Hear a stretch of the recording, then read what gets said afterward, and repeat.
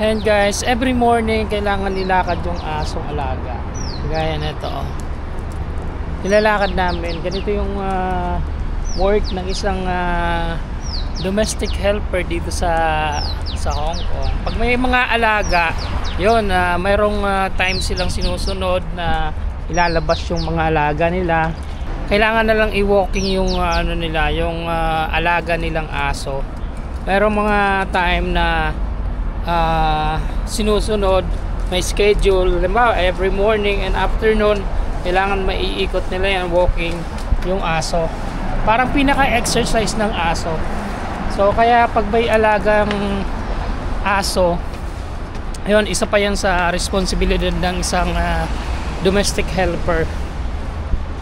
Kaya yung iba, yung mga alaga lang nila is aso kapag walang mga bata. So ganun dito. Mayroong mga area din na may mga area din na doon lang allowed i-walking yung yung mga aso. Kagaya dito sa Botanical Park, hindi pwede yung hindi pwede yung asong igala doon sa sa loob ng Botanical Park. So dito lang to sa gilid.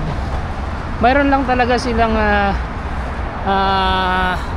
ina-allow na area na pwedeng pag walking ng mga aso.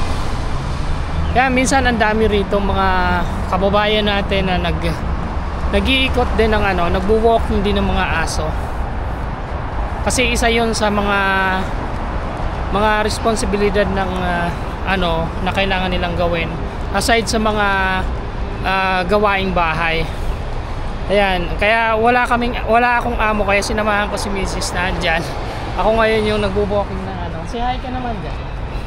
Ayan, ako yung nagwo-walking sa alaga namin. O gaya nyan, may mga aso din na